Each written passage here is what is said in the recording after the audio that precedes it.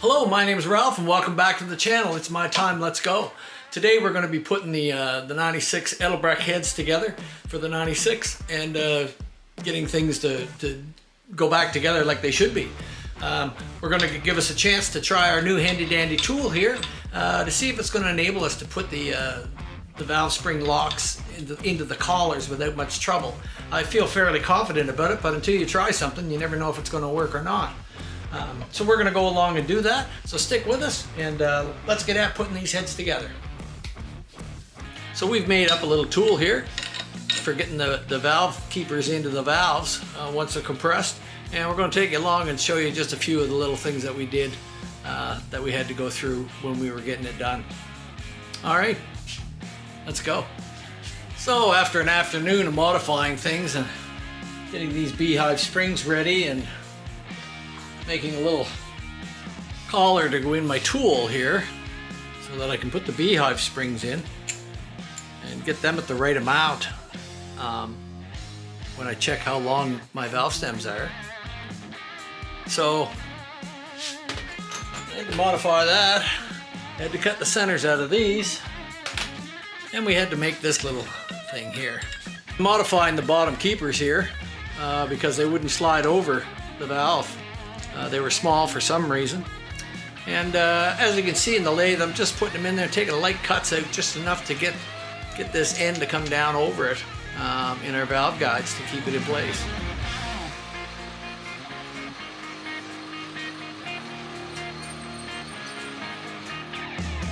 Now we're just going around and left a burr on the inside, so we're going to reverse them in the chuck just enough to clean that burr off so everything's nice and clean, and then we should be good to go with these. It's always something, isn't it?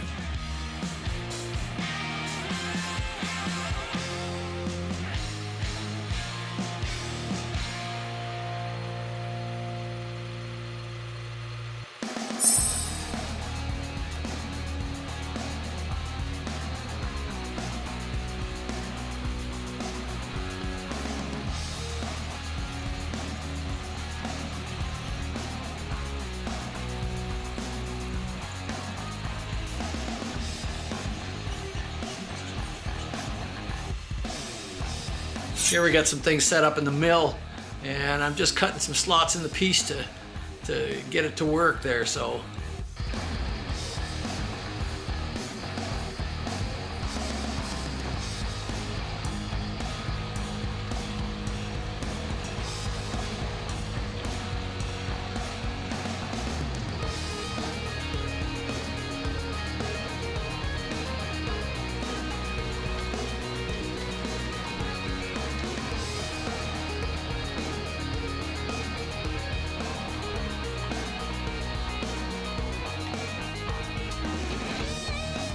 because the beehive springs are totally different than anything else, you need a little tool, something like this. And Jim's tool that's not available, so I pretty well had to make one. And my valve springs fit up in there. The tops of them have to go up in there and lock in order for you to get up in here and put the valve collars on. But I think it'll work. It looks like it's going to work. An afternoon's work, but it's another tool for the toolbox. So now we're doing our final check, and then we put all the shims and the collars in the bottom and our little collars on top for our valve. So this gauge will give us what our installed height will be for our valve spring pack. And what we got here is 895. And we have a correction factor of 0.025 measurement that this is out. And so with that correction factor, 0.895 minus the 25 thousandths of an inch, gives me 1.870 spring height. And that's what we're looking for. At that kind of height, it should give me about 175 pounds, 174, 175 pounds closing for the valve. So we're going to go along and double check the others, and then we're going to put it all together. So we've also gone along and checked all our valve clearance here, stem heights. And we've done all our calculations, and at the closest we're 0.185. So you should have 100 thou clearance there to be safe, and we're 0.185. So all of our valves are set right. So now we're going to go along and assemble.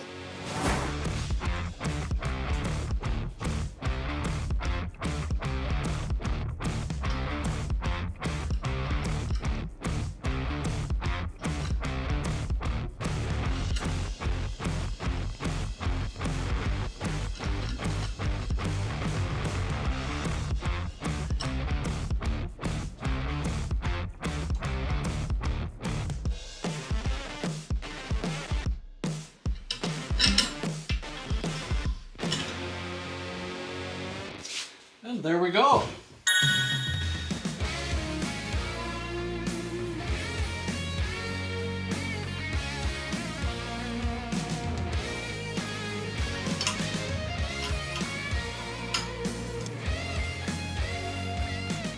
So it seems our new tool has worked out just perfect. As a matter of fact, you know, a little bit of dicking around as you have to do with any of them that you install the collars on. But I'm very pleased with the way that's worked. So we're going to go along and do the rest of them now and get this thing ready. And once we have those done, we can go ahead and start installing it on our bike.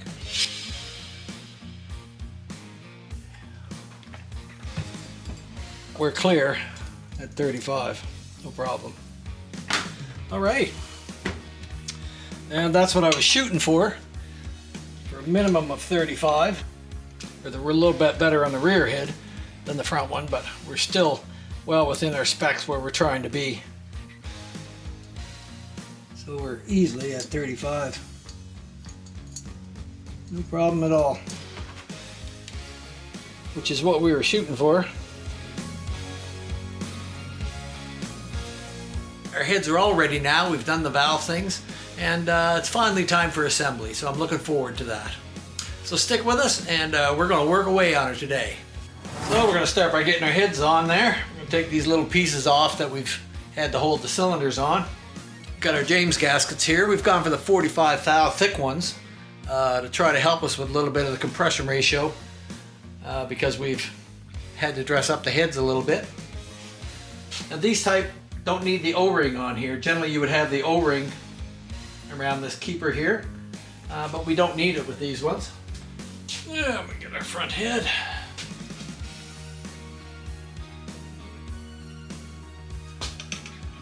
A little drop of oil inside the threads.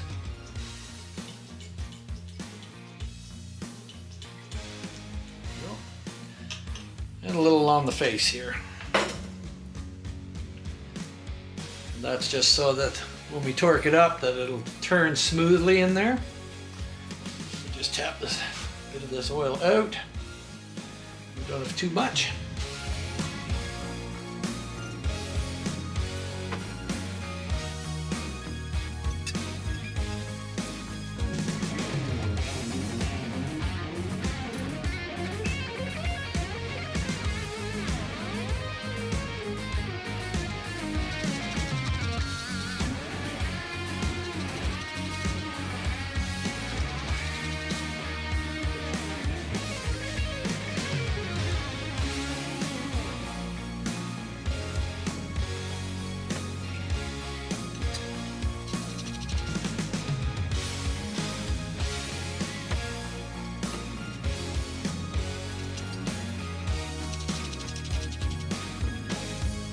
So we're going to go around with the first sequence at 7 to 9 pounds and following the Harley specs, starting with this one here on the rear, just 7 to 9 pounds. 2, 3, 4, back here, 1,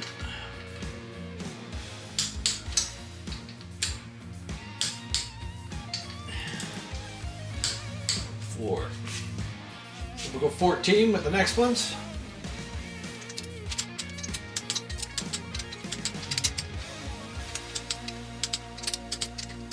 Now we have to go 90 degrees around with them.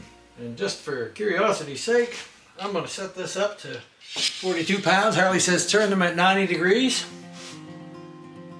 We're going to start back here with number 1.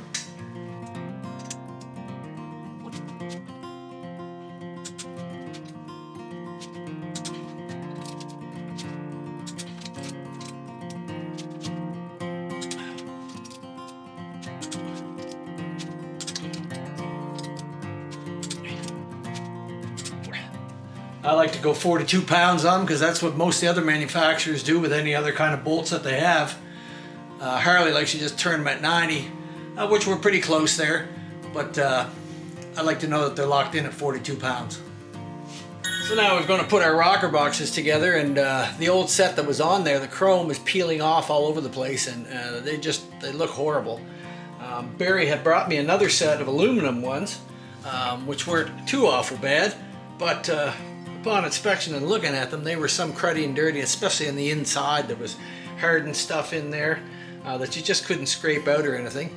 So we decided to glass bead both sets and get them ready to put on. They'll be a little cleaner than what was on there, that's for sure. It'll look a lot better, and if he wants to get ambitious and polish them up, he can. And what we've got to do is take the rocker arms out of the other sets and transfer them over into these now that we've glass beaded them, washed them all out with soap and water and blew them all out, so that there's nothing in them at all and we know they're nice and clean. So we're going to pay attention to our heads now, and we're going to take these out of here.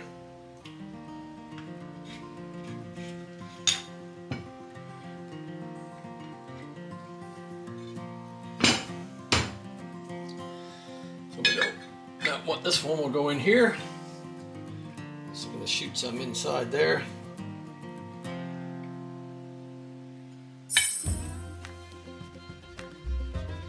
And when we're putting them in, there's a small groove in these here, and that's what your bolt goes through. So you have to pay attention when you're installing the rocker arm shaft to get your bolt hole lined up. Nice and tight on that.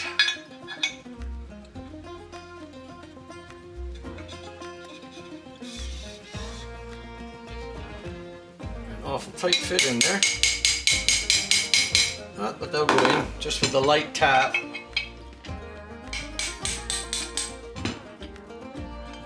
So now we've got our rocker arm in here, but we ran into a bit of a problem. This side of the assembly is tight, and you're not able to turn the rocker arm once you get it in there. So what we've done is put a mark on the end of the rocker arm, up and down, and that gives us an idea where the groove in our rocker arm is going.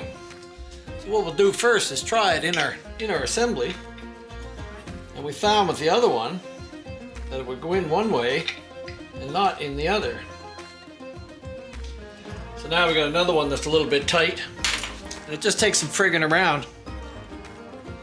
But I don't want to open the holes up bigger. And just put our mark down on the end of it so we can see it.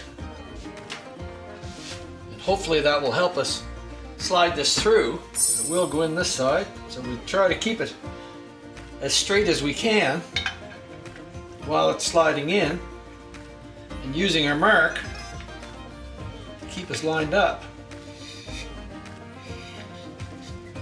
Right about there.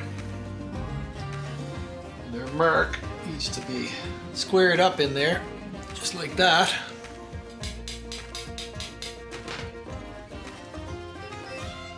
It's off just a little bit. Just knock it back where it's not grabbing.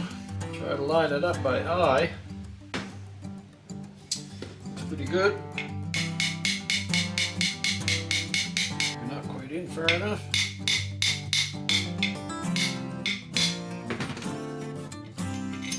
Here we are. The bolt drops down through. So rather than trying to open these holes up and make it even wigglier in there, you know, or just take a moment, put that little black mark on it. I don't know if you can see it, but it helps us tell that it's straight up and down with our alignment hole. 2 down, 1 to go. By taking our shafts and putting them in the lathe with a little bit of 220, just to kind of round these off a little bit. So I'm going to do that and I'll be back. So now we're going to get our rocker boxes on, and I always like to give them just a little shot of oil down in there on the stems, just a little bit.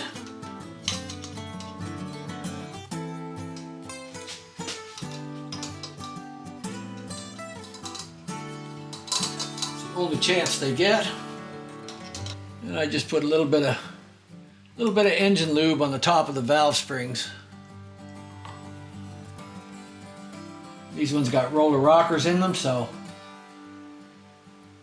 can't hurt to give them a little something to start with there. James gaskets don't take any sealer at all, so we're not going to use any on there.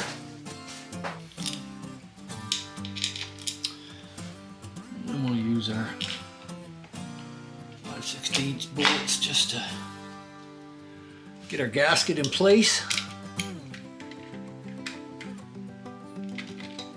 There we are.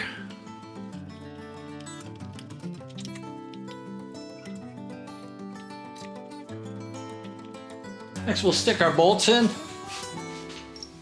We have long bolts and short bolts. There's two different lengths on them.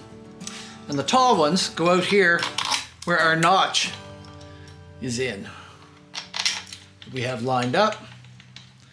And the short ones go in the back side.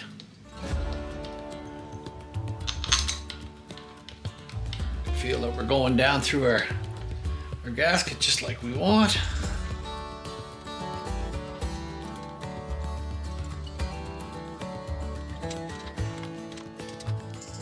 We'll do the same thing. We'll put our 5/16 bolt in so we can line our gasket up.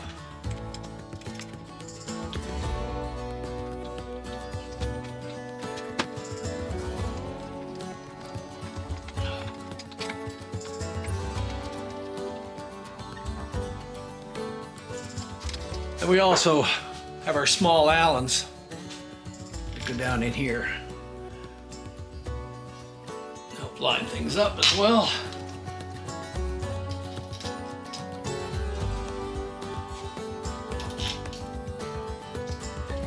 And we've wire brushed each and every bolt, and be sure to blow it out all the holes so that there's no crud in there or bead blast from the glass material from bead blasting. All been out. Okay.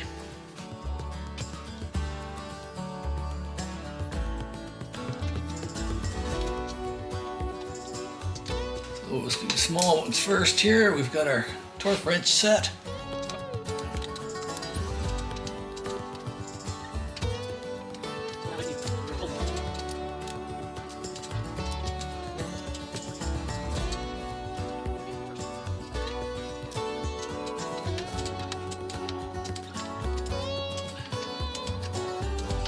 There we go.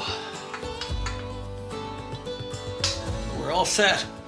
I'm not going to put the tops on right yet because I'm going to put the push rods in, and I like to see things moving when I put the push rods in, so it's not really necessary to install them, although I probably set them on there just for the time being to keep the dust and dirt out.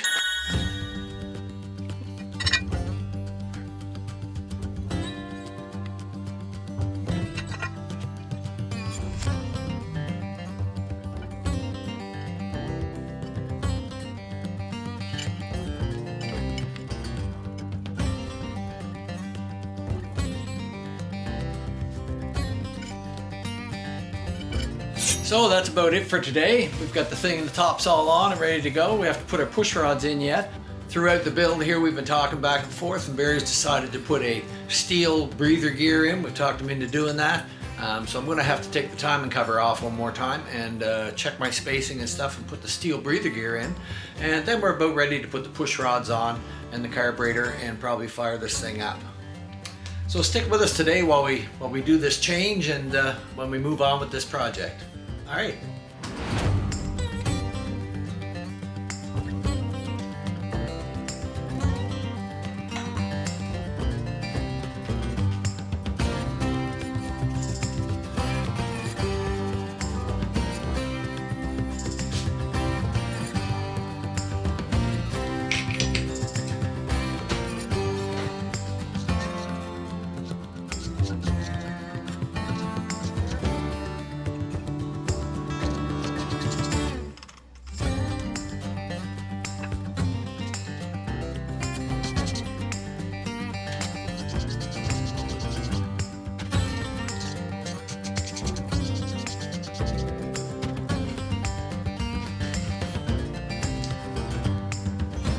Take our time at holding our camshaft in so it doesn't come out.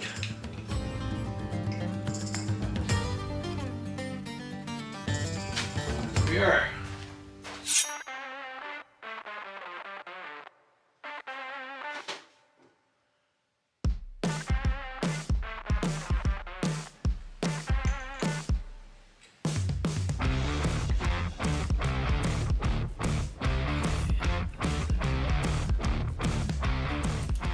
Thou feeler gauge in there. So we found by putting the straight edge across there with this particular gear, we've got, I can put a 12,000th of an inch feeler gauge down in there. You're supposed to allow 6 thou for your gasket to compress, so that's still going to leave me 6 thousandths of an inch, and the free play on those is between 1,000th and 16,000ths of an inch. So we're not really tight, but we're not slack either. So that's what we're going to go for, and fire this back together. We're going to put a little touch of grease on here, just enough to help hold that in place. There's a lube.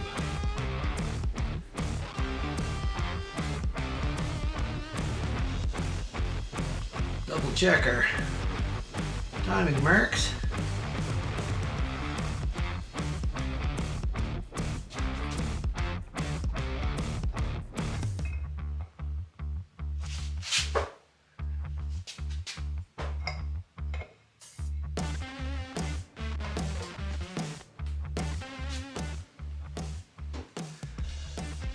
Once again, we've wire wheeled all the nuts, all the Allen bolts.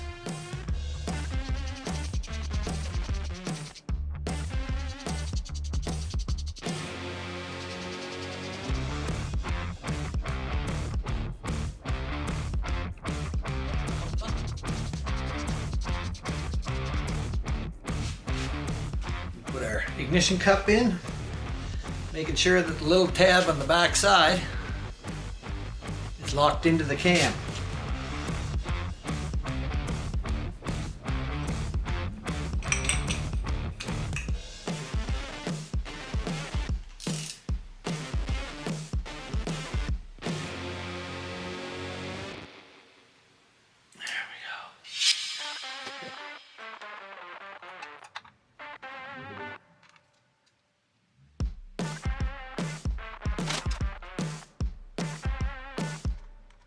So now that we've got all that in place, we're going to start putting our push rods in and setting them up to where they have to be.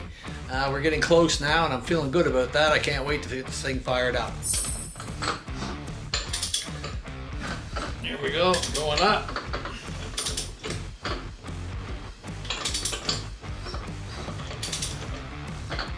And now it's going down. So to make sure we're on the flat side of the cam, we're just going to put it in the opposing lifter. And we're going to keep turning until that one comes up. See it rising up.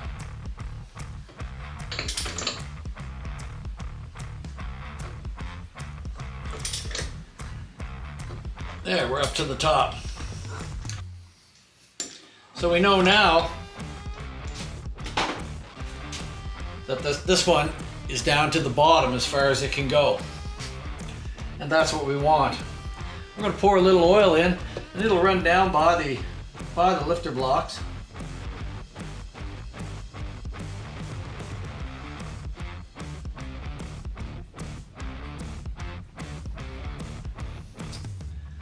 We like to do that because we had the cam cover off of it.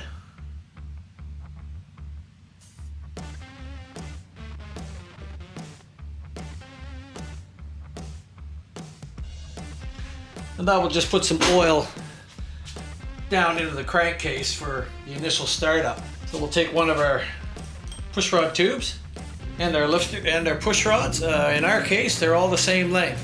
Sometimes there's some that are longer and shorter in a set, and they go in their applicable places.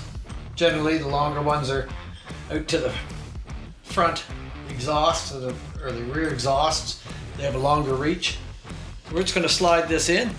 We've made sure that we have our O-ring in here and our little metal piece. For the O-ring to seat on. And we've checked that we have our O-ring up in the top as well. Let me start by putting this in place.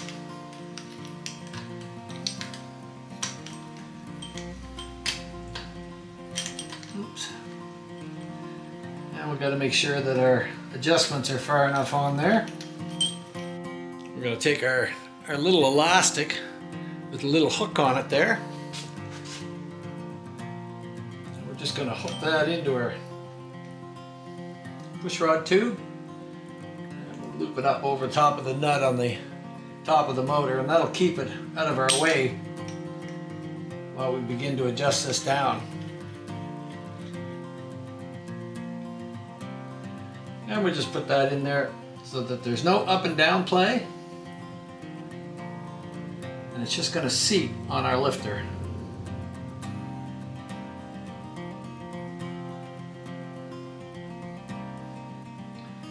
Okay, and from our previous calculations, we know that we have to go 2.5 turns. Okay, and just to check, we're going to do the old hold this nut in place. Just going to bring it up till it touches, and then we're going to hold it right there. And we're going to go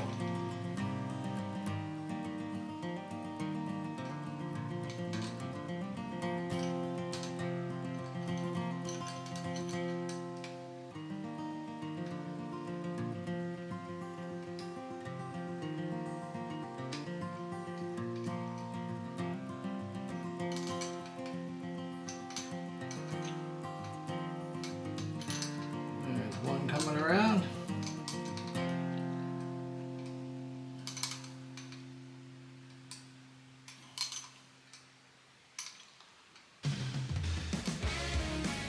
Two.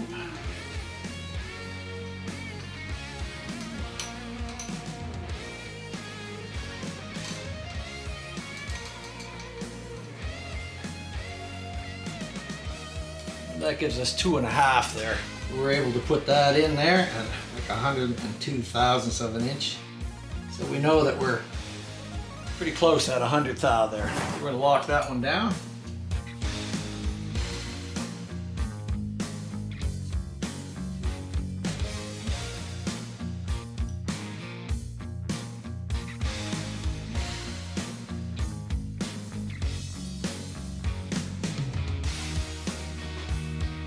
Not so much in the bottom because we've done it in the bottom, but at the top, it's going to go up into the rocker arm for the first time, so the rocker arms are dry. And once again, we make sure that our rubber is up inside, and it is.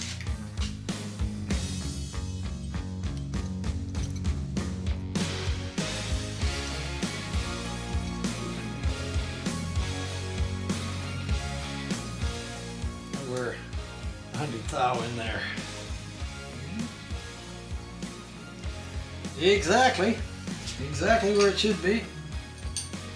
Just let that sit a little bit, and then I think we'll pull the tops off and see what's happening in here and how we're doing, and then we can button it up.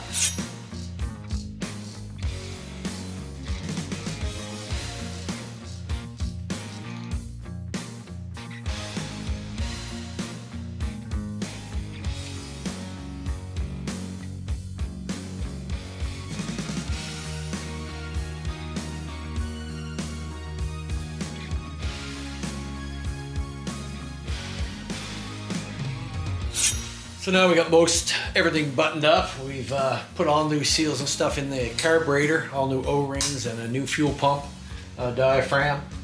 I think everything is set here. What I'm going to do next is take the tops off and have a look, turn the motor over a few times, make sure that everything's looking like where it should be, and then we'll begin the process of hooking everything up and getting this motor to run. All right.